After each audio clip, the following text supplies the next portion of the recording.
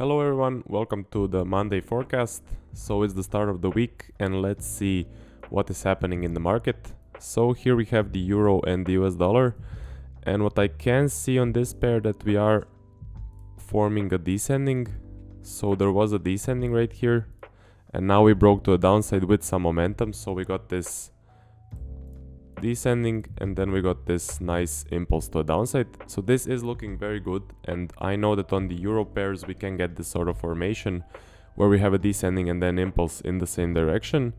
So I am definitely looking for a flag right here, so something like this, or maybe a break and retest trade. So to this level, this would be the entry level, because I'm seeing this large momentum and this was a clean close. If we do get another candle, that would be even better, and if we do get a wick, I will look for more of a range and then I would look for an entry. But yeah, currently this is showing me some promise and is looking very good. Also, what I can expect is if we get a small pullback and then a continuation, I will look for a break and retest trade, or if we get a small pullback, a large impulse, I will look for a flag. Or if we start to form a descending, I will definitely be looking for a reversal, because then we would see this smaller descending inside of this larger descending, which is high probability to reverse to the upside. So if we get this sort of formation, I will definitely be looking for some trades. Also, what can happen, so we can get a V reversal, then a small range and a continuation in the direction of the second leg. So this would be the V. This would be the small range, and this would be this continuation in the direction of the second leg. And then of course look for a long trade. Or the last option that I have is that we can get an ascending and then a reversal down. Then I would look for a short trade. And also actually what I can expect is maybe we get more of a range between the low and the high. Definitely a possibility. And then we need to be careful about the liquidity areas. So below and above, as always, we are always forecasting where are those liquidity areas. Let's now move on to the euro and the Japanese yen, and this one is looking range bound. So this is not showing me anything. We had this momentum, but it's just not enough for me personally because of the prior price action. So the prior price action has been heavily range bound, and what I do expect, so I do expect to see more of this range bound sort of price action, something like this. What I am looking for on this pair is I'm looking for a large push down and then a flag, or a large push up and then also a flag. Maybe we get this V and then a small range, then a continuation to the upside, look for a long trade in that case. Or I'm also looking for a descending and then a reversal, then that long trade. Or I'm looking for an ascending structure, then a reversal to downside, and look for a short trade. So yeah, definitely not showing me anything particular. Looking very range bound in this area right here.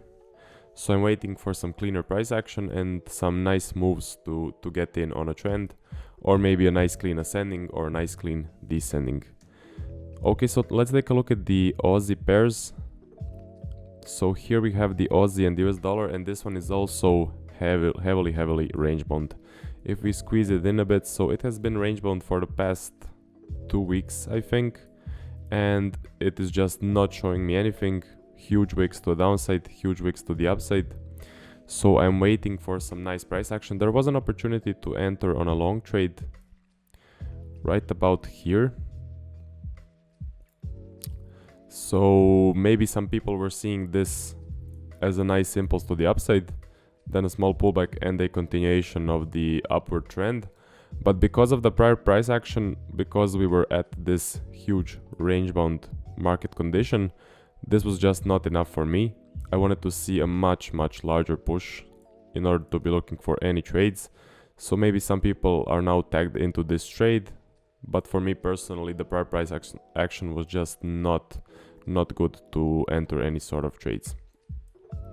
So what I do want to see, I want to see a large push to the upside out of this range and then a flag.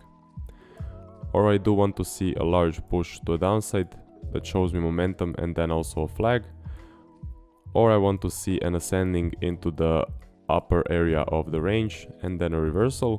That is a high probability setup when we do have a range, or a descending into the lower part of the range and then a reversal. Look for that long trade. We also know that because this is a huge range, we do have liquidity areas below and above. So of course we need to see what happens in those areas. Does it just break and retrace, or does it actually break and show us some nice conviction and maybe starts a nice trend? So we need to be really careful with this pair because it's heavily range bound, and it is not really showing me any good formations or any good patterns. It is just moving from the downward, so from the lower part of the range into the upper part and then reversing, just bouncing around. So yeah, that's it for the Aussie and the US dollar. And now for the last pair, we have the Aussie and the Japanese yen. And this was high probability to reverse to the upside because I was seeing this descending structure. And when we do see a descending, we know that a reversal is high probability. So we did start to reverse right here, but then it kind of died down and then reversed down. So currently this is just signaling a range personally, because we are now seeing this ascending right here into a descending. So not really showing me anything. We broke the low, retraced, broke the low, retraced, broke the high, retraced, broke the high, retraced. What I am expecting to see more of a range, so more of this ascending into descending sort of price action.